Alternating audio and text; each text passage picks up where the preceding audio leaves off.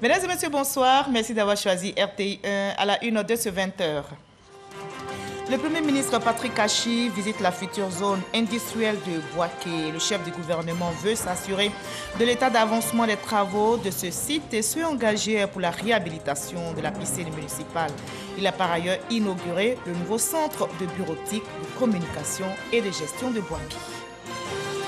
Il est aussi question de réhabilitation, de conservation de la biodiversité des 70 000 hectares de la forêt classée du Haut-Sassandra. Le ministre Alain Richard Mbaye a signé une convention avec des structures privées. Celle-ci permettra de reconstituer les zones dégradées par le reboisement. Lomé, capitale togolaise, vient d'accueillir la 19e réunion ordinaire du Conseil des ministres du Conseil de l'Entente. Elle a été présidée par le nouveau secrétaire exécutif Marcel Amontano. Au menu, analyse de la situation sécuritaire et sanitaire et le renforcement du rôle de l'institution au plan régional. La CAN se poursuit au Cameroun. Il y a eu 2 rencontres ce samedi. Le Nigeria valide son billet pour les 8e de finale en battant le Soudan 3-1. Les Super Eagles rejoignent ainsi le Cameroun et le Maroc au 8e. L'Égypte l'emporte face à la Guinée-Bissau 1-0. Soyez bienvenue sur RTI 1.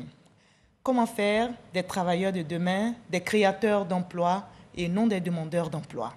La création d'une entreprise vous tente, mais vous ne savez pas comment vous y prendre. Comment financer un projet? Où trouver les ressources? Voilà autant de questions que vous vous posez. Eh bien, les réponses sont dans un ouvrage que nous feuilleterons dans la page culture de ce samedi. L'auteur est avec nous. Eleté Aka, docteur en sciences de gestion, vient de publier la problématique de l'entrepreneuriat en Côte d'Ivoire, la dernière guerre contre la pauvreté et le chômage. Bonsoir, docteur Eleté Aka. Bonsoir, madame. Alors, dites-nous, comment comprendre cette dernière guerre que vous voulez mener contre la pauvreté et le chômage? C'est la problématique à laquelle tente de répondre cet ouvrage. Et bien évidemment, je pense que c'est la dernière guerre que doit mener la Côte d'Ivoire pour pouvoir avoir une révolution industrielle et lutter contre le chômage et la pauvreté. Et justement, vous nous en direz davantage de la page culture. On va se retrouver dans une trentaine de minutes.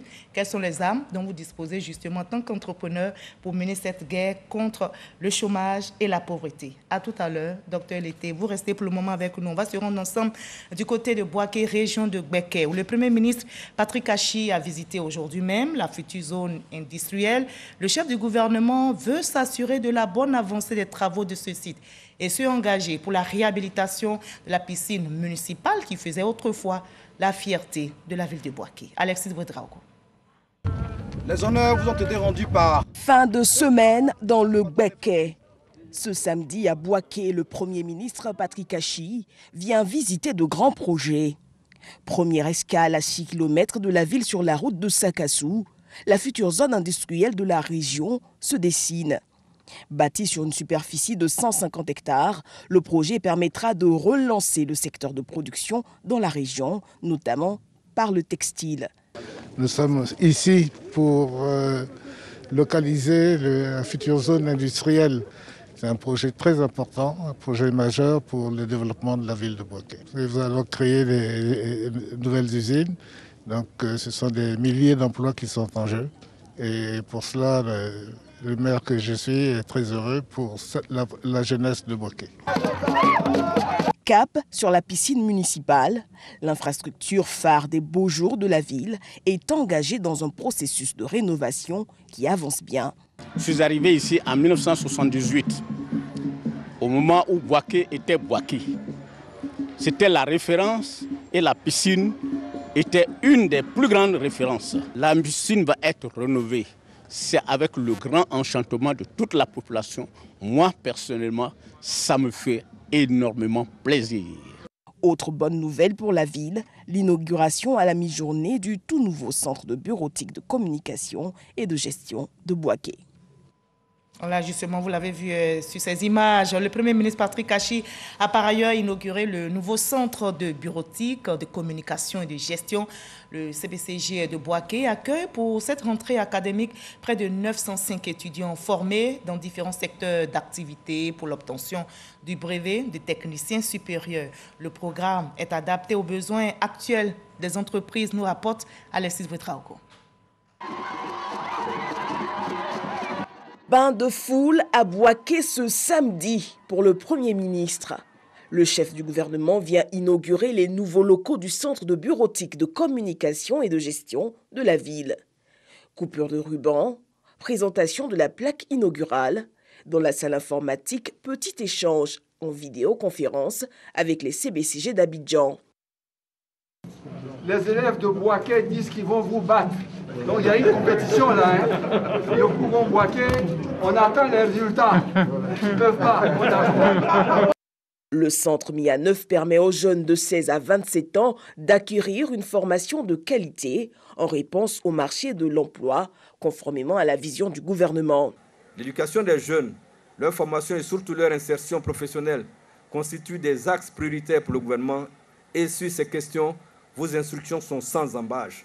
Il faut agir vite et dans la bonne direction afin de former le maximum de jeunes au métier et rechercher avec le secteur productif les stratégies d'insertion professionnelle. Bâti sur 3 hectares, le centre compte pour cette rentrée 905 élèves et l'État veut aller plus loin avec la réhabilitation engagée des lycées professionnels sur toute l'étendue du territoire, notamment dans les villes de Jacquesville, Mambondoukou, Bouaké, sans oublier le centre de formation au métier de l'automobile d'Abobo. Objectif, développer l'école de la seconde chance.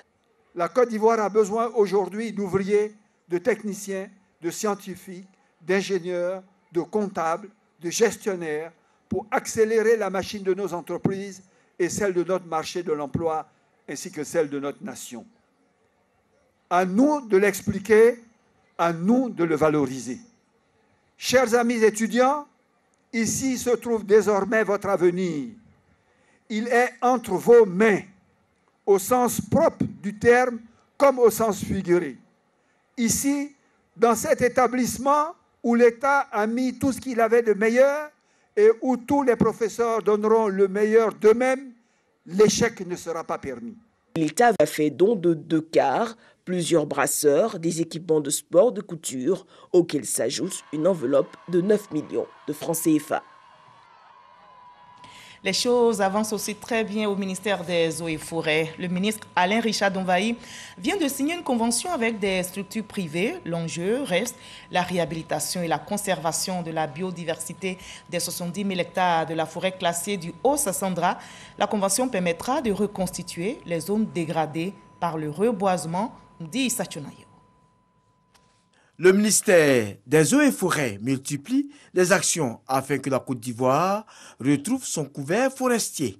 Le ministre Alain Richard Donvaï vient à cet effet de signer une convention avec des structures privées portant réhabilitation et conservation de la biodiversité des 70 000 hectares de la forêt classée du Haut-Sassandra.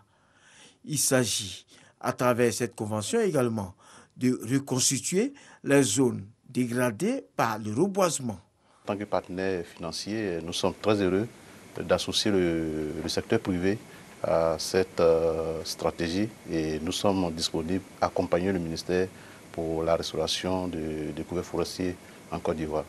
Je regarde beaucoup de projets à travers le monde, beaucoup de gens parlent, ici vous avez un gouvernement qui veut faire des très belles choses, qui est engagé dans cette restauration de la biodiversité, vous avez des acteurs qui sont capables de faire dans le respect des populations, dans le respect de la biodiversité et en plus qui savent le faire vite et bien. Donc franchement, pour un investisseur comme nous, c'est un environnement idéal pour aller vite dans ce genre de projet. Pour le ministre Alain Richard Donvaï, la restauration du couvert forestier va favoriser la création d'emplois. La région du Haut-Sassandra va pouvoir être un modèle de reconstitution donc, de ce couvert forestier, mais aussi le retour de la biodiversité, c'est ce qui est important. Nous voulons que cela puisse se faire et que les populations locales participent à cela. Il est important pour les populations locales de bénéficier donc des nouveaux plantings qui vont se faire, mais aussi de participer à cela et d'être les gardiens de ce que nous allons reconstituer. Toutes ces opérations vont permettre de créer de l'emploi, de créer de la richesse et de reconstituer une économie locale au bénéfice de nos populations. Selon le ministre Charles Donvaï, une stratégie de préservation, de réhabilitation et d'extension des forêts est mise en place afin de permettre à la Côte d'Ivoire de retrouver progressivement son couvert forestier d'ici à 2030. Et on investit aussi dans le domaine de l'élevage. La Côte d'Ivoire et la Guinée mutualisent leurs efforts pour développer le secteur en vue de mettre leurs populations respectives à l'abri de l'insécurité alimentaire. Le ministre ivoirien des Ressources animales et halieutiques et son homologue guinéen ont manifesté l'intérêt et c'était à l'issue d'une séance de travail tenue ici même à Abidjan. Dangui. Pour développer l'élevage et les ressources halieutiques afin de répondre aux besoins en protéines animales de leurs populations respectives, la Guinée et la Côte d'Ivoire veulent partager leurs expériences et mutualiser leurs ressources. C'est ce qui ressort de l'audience que le ministre des Ressources animales et halieutiques a accordé ce vendredi à son homologue de la Guinée. Ensemble, nous allons travailler sur notamment 2 points. Le premier point, c'est l'amélioration de la productivité en lait et en viande de la race Ndama, qui est une race que la Côte d'Ivoire et la Guinée partagent ensemble. Ça, c'est un problème commun et nous voulons mutualiser nos efforts pour ne pas qu'en pays frère, on gaspille nos ressources en répétant les mêmes choses. L'autre point, c'est le secteur avicole, la filière avicole. La Côte d'Ivoire est vraiment en avance par rapport aux autres dans la sous-région, notamment la Guinée. Donc, nous allons nous inspirer des bonnes pratiques de la Côte d'Ivoire afin de résoudre certaines questions en Guinée. Ceci est bon pour la coopération sous-régionale, ceci est bon entre des pays frères qui partagent beaucoup de choses en commun. La race Ndama dont parlait le ministre, qui est très usitée, très connue en Côte d'Ivoire, qui constitue plus de 60% de nos cheptels, est d'origine guinéenne, il faut le savoir. Et pour ce qui concerne notre département ministériel, nous sommes dans une démarche de reconstitution de cette race. Donc à tous les coups, nous aurons besoin de repartir à la source guinéenne pour pouvoir nous fournir, pour pouvoir certainement atteindre l'autosuffisance en matière bovine qui permettra aux populations d'avoir la viande moins chère dans son assiette. Des études montrent que l'insécurité alimentaire reste un problème structurel majeur en Afrique de l'Ouest où des millions de personnes souffrent de sous-alimentation et de malnutrition chronique. Dans l'actualité nationale également, le ministre-gouverneur du district du Bas-Sandra, Philippe Légré, a été installé ce samedi à San Pedro. Plusieurs membres du gouvernement y ont pris part. 8 départements sont inscrits sur la carte du district. Le nouveau ministre-gouverneur a appelé les populations au renforcement de l'unité et à s'approprier ce nouvel instrument de développement mis en place par le chef de l'État. Le reportage de Mama Traoré et Sam Conan dans nos prochains journaux. Nous partons plus loin maintenant. C'est à Lomé, capitale togolaise, qui vient d'accueillir la 19e réunion ordinaire du Conseil des ministres du Conseil de l'Entente. Et cette réunion a été présidée par le nouveau secrétaire exécutif, Marcel Amontano.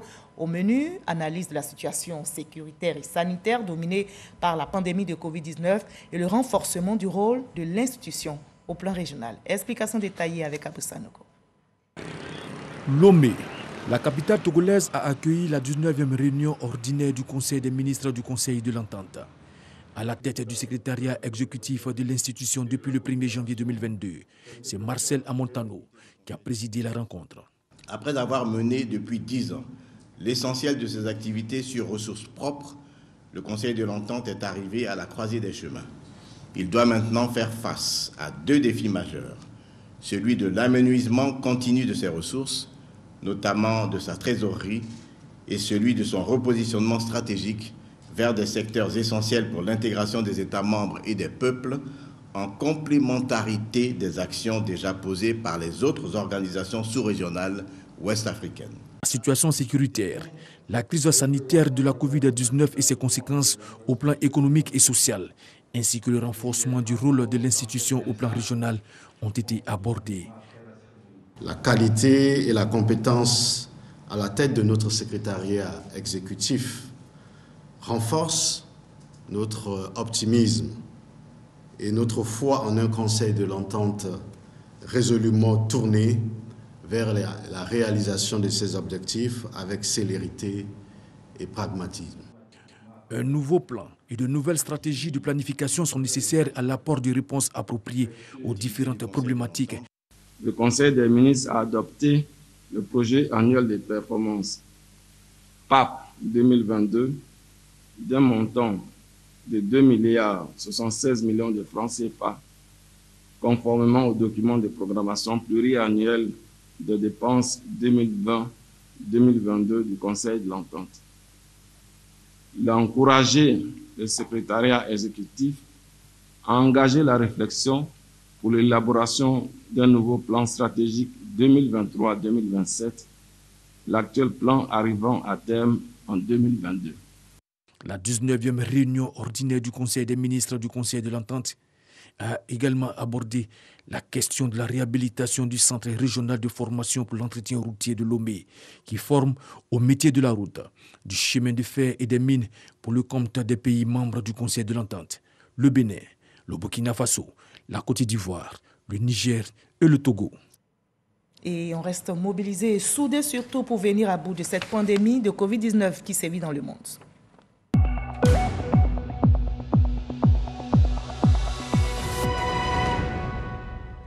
Ce samedi 15 janvier, les chiffres affichent dans notre pays 389 cas positifs sur 4739 échantillons prélevés, soit 8,2% de cas positifs, 1568 nouvelles guérisons, 4739 cas actifs, 5 décès enregistrés malheureusement à ce jour. Faisons-nous tous vacciner, protégeons-nous, protégeons les autres, continuons d'observer les gestes barrières.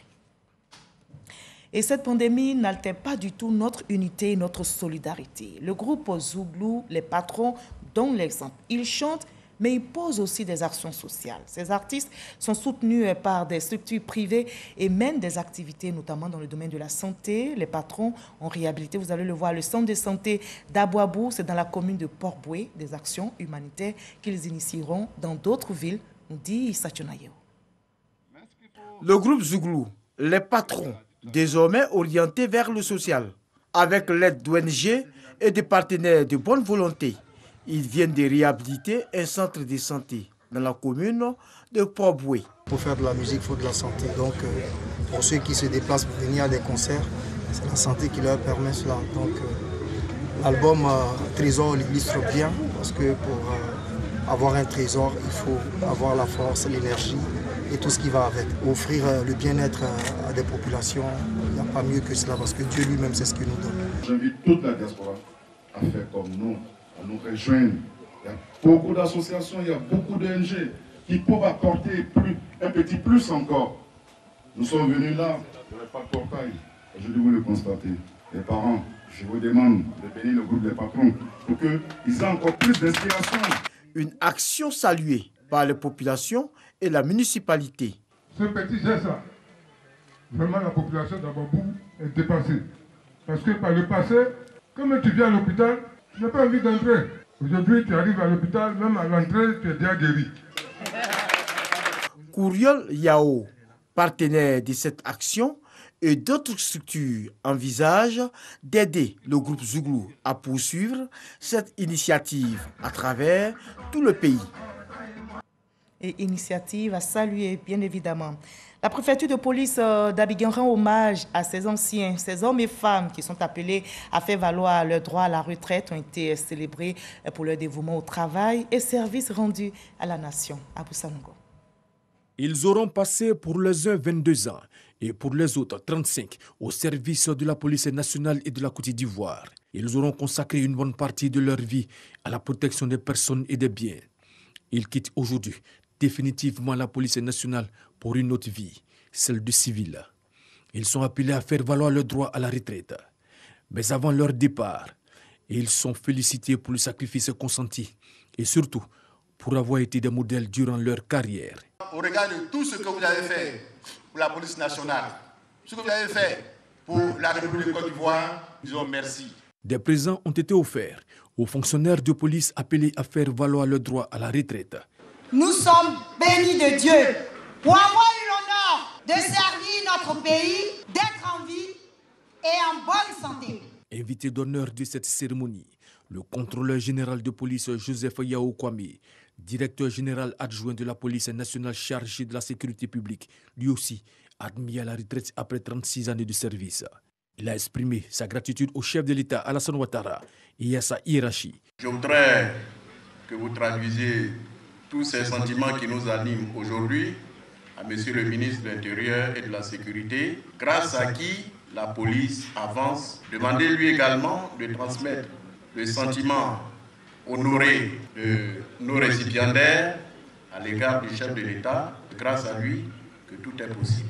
Marraine de la cérémonie, la directrice générale du Fonds de prévoyance de la police nationale a appelé les retraités à profiter de la retraite. Suivi en cela par les conseils du représentant du directeur général de la police nationale. Si nous sommes là aujourd'hui, c'est parce que vous étiez là hier. C'est cette valeur que vous avez créée qui nous permet aujourd'hui d'être ici. Et soyez fiers d'avoir été policiers. Plusieurs artistes ont apporté leur contribution à cette cérémonie de célébration des fonctionnaires de police appelés à faire valoir le droit à la retraite au titre de l'année 2021. Un concours est organisé par la Fondation Janine Diagou. Le but est d'aider les acteurs du secteur informel à migrer vers le formel. Les lauréats bénéficient de financements et de formations et ça pourrait vous intéresser. La deuxième édition vient d'être lancée. Espérance Yakale, Dangui Dangui. Top départ pour le concours Coup de pouce du mois organisé par la Fondation Bénédicte Janine Kakoudiagou. Un concours destiné aux très petites entreprises innovantes et évoluant dans le secteur informel. Ces entreprises vont bénéficier d'une aide financière, d'un programme de formation et d'un suivi évolutif de leurs activités. On aura 2 personnes par mois sur les 12 mois, donc 12 villes. 48 personnes pourront bénéficier cette année du coup de pouce du mois. Financièrement, à hauteur de 250 000 francs CFA par entrepreneur. Et techniquement, via des formations qu'on leur donne pour mieux gérer cet argent en fait, qui va servir à booster leurs activités. Ce concours vise à mettre en lumière les activités de ces entreprises et les inciter à sortir du cadre informel grâce aux formations dont elles bénéficieront. La Fondation s'est rendue compte qu'il ne suffisait pas juste de donner de l'argent, mais qu'il fallait quand même un accompagnement en gestion d'entreprise pour que les entrepreneurs soient mieux outillés, a jugé bon de se donner les moyens et donc nous a contactés. Et c'est avec plaisir qu'on a rejoint l'aventure. Donc nous sommes heureux de contribuer à ce que ce projet-là soit un projet à succès. Pour les 3 premiers mois de l'année 2022, ce sont respectivement les villes de Mans, Abengourou et Jacquesville qui accueilleront le concours. Et comme on le voit, la toile de la solidarité, de la cohésion se solidifie dans notre pays. Vous allez le voir, le village de Blocos a connu une ambiance particulière. Ce samedi 15 janvier, les filles et fils de la Bourgade ont pris part à une messe de la paix et ils ont célébré l'unité et la cohésion dans leur village. Franck Quadio. Les rues de Blocos, village à quartier de Cocody balayé par le son de la fanfare, direction la paroisse Saint-Pierre. La journée est particulière, c'est une messe pour chanter le vivre ensemble et ce autour du parcours de vie d'un fils du village, Félicien Agbayi, dont le cheminement jugé inspirant est porteur de cohésion. Une vision claire au président de la République Alassane Ouattara d'ailleurs, salué par les officiants lors de la messe. En rendant grâce au Seigneur, vous rendez grâce aussi au Seigneur pour notre pays, la Côte d'Ivoire. Et c'est la Côte d'Ivoire qui gagne. En le faisant, c'est aussi pour le chef de l'État. En le faisant, c'est aussi pour les différentes institutions de notre très cher pays, la Côte d'Ivoire.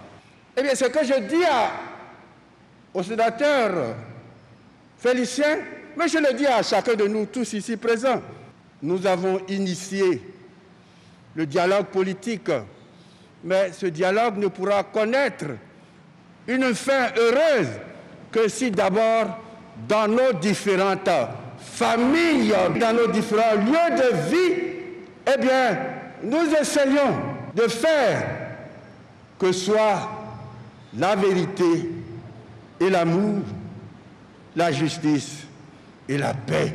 La sinuosité du chemin menant à la réussite, un aspect relevé par tous, et c'est le sens de cette cérémonie dédiée à l'œuvre de développement et d'action solidaire prônée par les autorités ivoiriennes. Il est évident que rien ne peut se faire dans le désordre. rien ne peut se faire en dehors de la cohésion. C'est ce que nous cherchons à bâtir tous les jours. C'est une œuvre qui n'est pas statique, elle est dynamique. Action de grâce, prière et louange en faveur de la paix entre fils d'une même localité. Félicien Agbayi dit emporter l'illustration. Dire au Seigneur merci et de confier le président Ouattara et sa famille à la protection du Seigneur, afin que l'œuvre titanesque qu'il a entrepris pour le développement et l'embellissement de notre pays se passe dans la paix, la sérénité. Une œuvre de développement que tous saluent ici à Blocos, village du district d'Abidjan. Et dans cette belle ambiance festive et paisible, on passe à l'actualité sportive africaine. C'est la CAN qui se poursuit. Au Cameroun, le Nigeria a validé son billet pour les 8e de finale ce samedi en battant le Soudan 3-1. Les Super Eagles rejoignent ainsi le Cameroun et le Maroc au 8e. Axen Kwasi, Jean-Sylvain Ressot.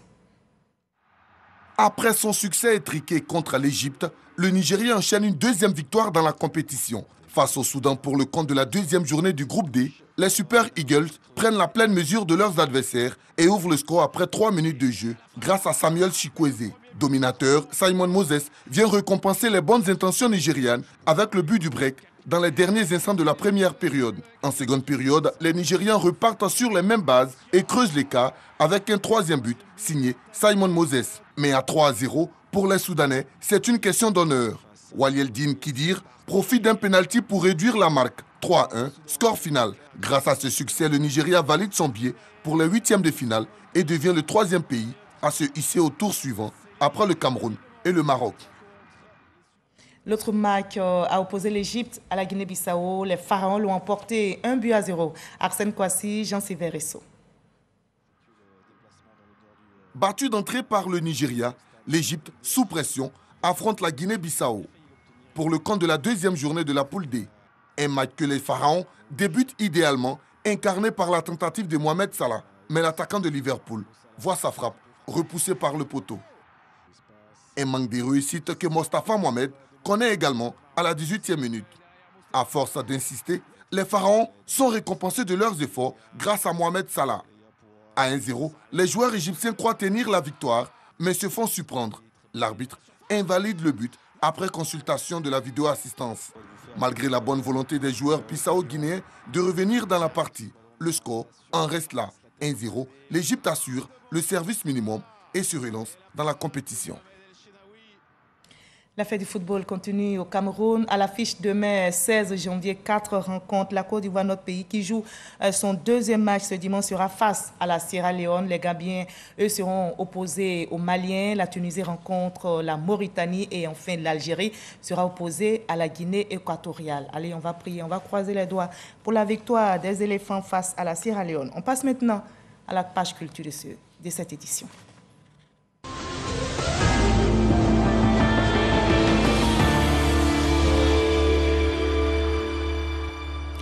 On commence par le Toyo. C'est du photo igname fait par les hommes et rapporté par un homme, un reporter, Franck Quadio. Aujourd'hui, la cuisine est l'affaire des hommes. Au menu, ce jour, igname pilé. C'est le foutou, un méprisé chez les Koulango, peuple originaire de la région du Gontougo Est ivoirien. Cet exercice culinaire, généralement pratiqué par les femmes, est bien apprécié. Je suis très contente d'être ici. Je me sens honorée et je pense que c'est un exemple à suivre par les autres peuples et qu'ils devraient avoir plus de communication et de sensibilisation pour que cette culture soit connue de tous. Cuisiner pour sa conjointe, une tradition en voie de disparition. En raison des influences des cultures extérieures, cette pratique a lieu une fois dans la semaine, notamment en saison de travaux champêtres. Pendant cette période, la responsabilité de la cuisine incombe aux hommes. Le Toyo, c'est montrer ce que les hommes savent faire, valoriser leurs femmes. Ce jour-là, le jour du Toyo, la femme ne touche à rien. Et nous, en tant qu'hommes, on a appris à préparer, faire sortir quelque chose d'extraordinaire de la cuisine pour plaire à nos femmes. Scène champêtre exécutée Rofodoumé, village situé dans le département d'Alépé, non loin d'Abidjan, la capitale économique. Il s'agit à travers le Tojo Tour de préserver et valoriser l'art culinaire des peuples de Côte d'Ivoire, une initiative qui porte l'ambition de parcourir l'ensemble du territoire, et cela dès février 2022. Et c'est une très belle initiative. Allez, on en arrive à l'entretien avec notre invité de la page culture. Bonsoir, docteur Elété. Bonsoir, madame. Et je suis heureuse de vous retrouver. Alors, pour évoquer la problématique de l'entrepreneuriat en Côte d'Ivoire, et vous êtes bien décidé à mener une guerre contre la pauvreté et le chômage. Eh bien, avant de nous parler des armes de l'entrepreneur que vous êtes, donnez-nous une idée de cette profession. Qui est entrepreneur? Mais l'entrepreneur, c'est une personne, un individu qui sait reconnaître les besoins d'un milieu, qui essaie de trouver, de réunir des ressources pour faire face à ses besoins, en prenant bien sûr des risques pour atteindre ces résultats. Voilà l'entrepreneur. D'accord. Alors, vous appelez dans votre ouvrage à former un nouveau Ivoirien entrepreneur pour une Côte d'Ivoire émergente et développée. Avant de nous en dire davantage, nous allons suivre le résumé de votre ouvrage, résumé fait par Dangui Dangui. On regarde et on en reparle tout à l'heure. Experts et décideurs sont unanimes. L'esprit d'entrepreneuriat est le berceau de la création d'emplois, de l'innovation et du renouvellement du tissu économique d'un pays. On peut comprendre dès lors la volonté des autorités de favoriser l'émergence de champions nationaux et de faire la part belle au secteur privé dans la réalisation du Plan national de développement 2021-2025. Mais comment passer des intentions, discours et autres théories aux actes, c'est-à-dire à la phase d'éclosion des entrepreneurs? Une question sur laquelle butent gouvernants et apprentis entrepreneurs et que Aka Elété se propose de répondre dans son livre intitulé « Problématique de l'entrepreneuriat en Côte d'Ivoire, la dernière guerre contre la pauvreté et le chômage ». La démarche scientifique rigoureuse de ce titulaire d'un doctorat en sciences de gestion promet de montrer le chemin à suivre pour l'émergence d'une nouvelle race d'entrepreneurs dynamiques, imaginatifs et compétents. L'ouvrage, lourd de ses 190 pages et édité par Armentin Côte d'Ivoire, a eu un écho favorable auprès de la Confédération générale des entreprises de Côte d'Ivoire, celle-ci qui veut par ailleurs s'en inspirer pour déployer sa stratégie dénommée « Construire et accélérer l'émergence des champions nationaux ». Voilà un ouvrage de 190 pages très digeste, facile à lire et surtout très instructif. Alors à vous lire. Docteur Elété, la Côte d'Ivoire fait face à un défi de taille pour vaincre la pauvreté, le chômage, c'est l'entrepreneuriat. Quelle lecture vous faites de la situation entrepreneuriale dans notre pays? Vous avez dû le remarquer dans l'ouvrage. J'ai essayé de voir un peu, de faire l'analyse de l'écosystème entrepreneurial ivoirien en partant, même avant l'indépendance, c'est-à-dire la période coloniale. Ensuite, les indépendances. Je rappelle que à l'indépendance, il n'y avait aucune entreprise moderne appartenant à Ivoirien. Le président de l'époque, le président Houphouët-Boigny, s'en est rendu compte. Et il a compris que pour développer ces pays après l'indépendance politique, il fallait aussi l'indépendance économique. Mais l'indépendance économique ne peut se faire qu'avec des Ivoiriens, avec des entrepreneurs. Il y a d'ailleurs un célèbre psychologue que peut-être vous connaissez très bien, Maslow, Abraham, il a dit que les 100 personnes que nos communautés ont le plus besoin, ce n'est ni des économistes, ni des politiciens, ni des ingénieurs, mais des entrepreneurs. D'accord. Et donc la situation aujourd'hui, votre lecture, l'état des lieux en 2 mots? Depuis des années, il y a eu pas mal d'initiatives. D'accord. Et que pensez-vous de ces initiatives qui existent actuellement pour inciter l'entrepreneuriat? Sont-elles suffisantes pour vous? Malheureusement, il y a eu beaucoup d'échecs. Des échecs successifs et répétés qui n'ont pas permis d'atteindre les résultats escomptés malgré les moyens conséquents que les divers gouvernants ont mis en place. Il y a des champions nationaux aujourd'hui qu'on essaie de célébrer pour oui, mais il n'y en a pas assez. Il faut faire davantage. Il n'y en a pas assez. Il faut faire davantage. Il faut mettre les moyens. Il faut essayer d'identifier, d'évaluer les potentiels entrepreneuriaux de tous celles qui ont la capacité, la possibilité, le potentiel nécessaire pour qu'on ait des vrais champions de nombreux champions pour créer la valeur ajoutée, créer la richesse pour ce pays, pour aller à l'émergence en toute Vous êtes sérénité. enseignant, on va faire donc un peu de pédagogie. Alors, dans nos sociétés, nous avons une culture salariale et vous le savez. On est plus demandeurs que créateurs d'emplois. Alors, au Ghana, au Nigeria par exemple, l'entrepreneuriat est assez développé. Est-ce que nous, ici, on peut dire qu'on a très peur de prendre des risques? Bon, vous savez... Parce que quand vous dépeignez le tableau... Oui, mais c'est pour cela qu'il y a un certain nombre de stratégies que j'ai proposées dans le livre, dans l'ouvrage, pour amener l'entrepreneuriat à comprendre, à essayer de s'approprier l'entrepreneuriat. Très souvent, quand on parle d'entrepreneuriat, beaucoup de mots, on ne voit que la création d'entreprise. Mais non, il a 3 dimensions, l'entrepreneuriat. Il y a donc des étapes. Quelles sont ces étapes? D'abord, il y a l'entrepreneur lui-même, l'homme entrepreneur. Ensuite, il y a l'esprit d'entreprise. Et puis, la création d'entreprise, bien sûr, qui est au cœur même de l'entrepreneuriat. Mais très souvent, on ne voit que cet aspect. Ça veut dire qu'il faut qu'on arrive à donner à l'Ivoirien, depuis l'école primaire, le collège, l'esprit d'entreprise. Donc, l'éducation entrepreneuriale dès le bas âge au primaire. Dès le bas âge. Mais c'est vrai qu'on peut apprendre à l'enfant dès le primaire, si on vous suit, l'esprit d'entrepreneuriat, mais la famille aussi peut être un obstacle. Parce que vous savez que des parents influencent souvent le choix de leurs enfants. Dans nos sociétés aujourd'hui, le fait de devenir, par exemple, éleveur, faire une formation pour être éleveur, on a l'impression que c'est parce que tu n'as pas réussi. Mais vous voyez, je pense que ça va arriver, parce que si on commence déjà par donner l'esprit entrepreneuriat, l'esprit entrepreneur à l'école, les jeunes vont comprendre que aujourd'hui, celui qui est le plus important, ce n'est pas celui qui est le plus instruit, c'est celui qui a beaucoup d'argent. Celui qui a beaucoup d'argent respecté, on le voit aux États-Unis, les gens, c'est ceux qui ont... Il y a des raccourcis qu'on prend, hein, si on veut vous suivre dans cette idée, on peut prendre des raccourcis. Les États-Unis ont compris dès le départ que le plus important, il fallait travailler dur, avec intelligence, dynamisme, compétence, imagination, pour créer la richesse, pour avoir les moyens, et on vous considère.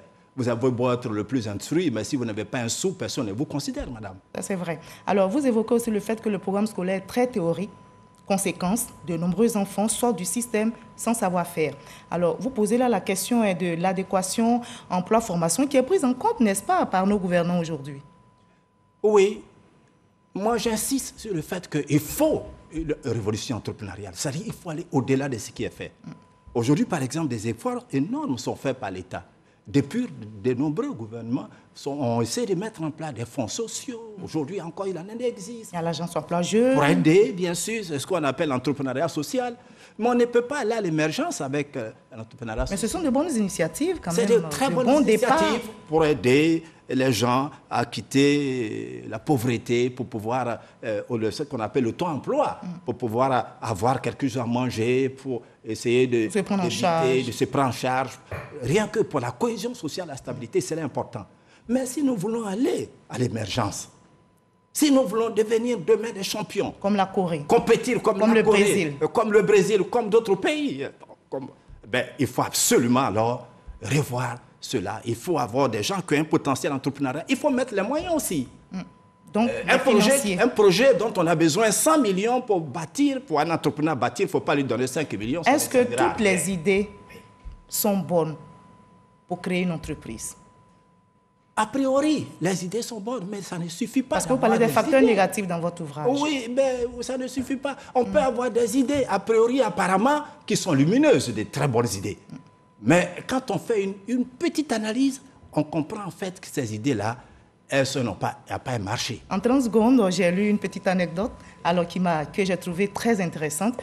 Votre élève, votre étudiant, un de vos étudiants qui a décidé de créer une entreprise de fermeture. Oui, parce que l'étudiant qui était en année d'ingénieur était venu me voir pendant son stage. Il était très heureux parce qu'il avait trouvé une très belle idée. Il voit les fermetures pour les robes, les jupes, les pantalons. Il s'est dit, mais ça, c'est un marché, c'est pas possible. Il est venu me voir, il dit, mais il faut qu'il crée une entreprise pour essayer de produire des fermetures éclair pour les dames, pour les hommes. Une idée lumineuse, mais que vous n'avez pas trouvé. OK, donc quand il est venu, il pensait avoir trouvé l'idée. Mais moi, je n'étais pas si sûr. Je lui avais demandé s'il avait fait une petite enquête. Il a dit, oh, mais vous ne voyez pas autour de vous le nombre de femmes, le nombre d'hommes, etc. Alors donc, j'ai essayé d'approfondir. J'ai dit, mais voilà, d'abord, il ne suffit pas de produire.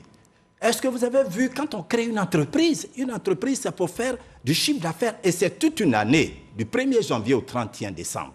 Ce n'est pas simplement pour un mois. Mais les fermetures éclairs, Est-ce que vous avez vu combien on produit?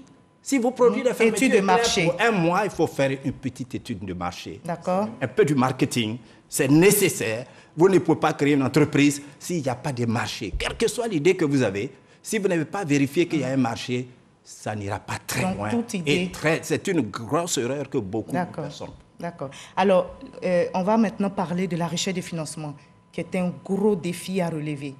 Comment, je vais dire, avoir la confiance des bailleurs de fonds, des banquiers? Il faut que l'État, et je pense que l'État a une très bonne voie, il faut mettre en place, le gouvernement actuel, des structures de financement. Il faut la faire. Malheureusement, bon, on n'a pas eu les hommes appropriés, des entrepreneurs qui ont le potentiel, etc. D'autres gouvernements le font. Aujourd'hui, on le fait. Il faut identifier, évaluer les potentiels et mettre les moyens. Parce qu'un projet qui nécessite 100 millions ou 200 millions pour réussir, si vous lui donnez 20 millions, 10 millions, madame, ça ne réussira pas.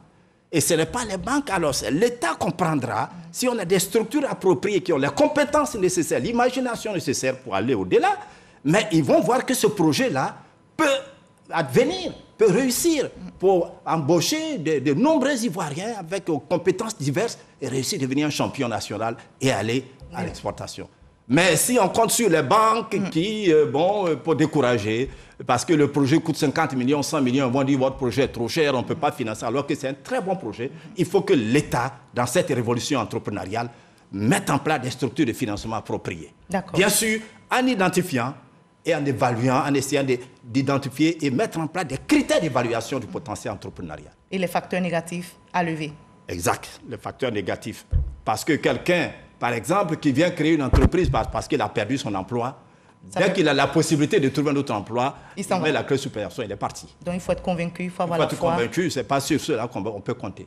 Merci beaucoup, docteur Eleté Aka. Il a tellement de choses à dire. On retient tout simplement qu'il faut oser, n'est-ce pas? Bien sûr. Il faut oser. Et tout le monde peut entreprendre. Tout le monde peut entreprendre. Oui. C'est facile? Au départ, personne n'est négligé. Tout Ivoirien, toute personne qui a des idées, qui peut rêver, qui peut avoir une vision, des objets, etc., peut le faire. Mais encore une fois, il faut aussi le faire après. Il faut suivre toute une démarche. Parce que la démarche, la concrétisation d'une idée des projets est un processus complexe et compliqué. Merci beaucoup, docteur Eleté Aka. Merci d'avoir répondu à nos questions. Merci surtout d'avoir été notre invité de la page culture de ce journal. Allez, on le note, entreprendre, c'est prendre des risques, vous l'avez entendu, et seuls ceux qui osent s'accordent le droit de réussir, disait Jacques Audiberté, écrivain, poète et dramaturge français. Et Pablo Picasso, peintre et sculpteur espagnol, ajoute que l'action est la clé fondamentale de tout succès. Vous l'avez compris, ce journal est terminé. Merci de nous avoir suivis. Je vous retrouve demain à 21h30 pour un nouveau JT. Prenez soin de vous et surtout, ayons la culture entrepreneuriale. Merci. À demain.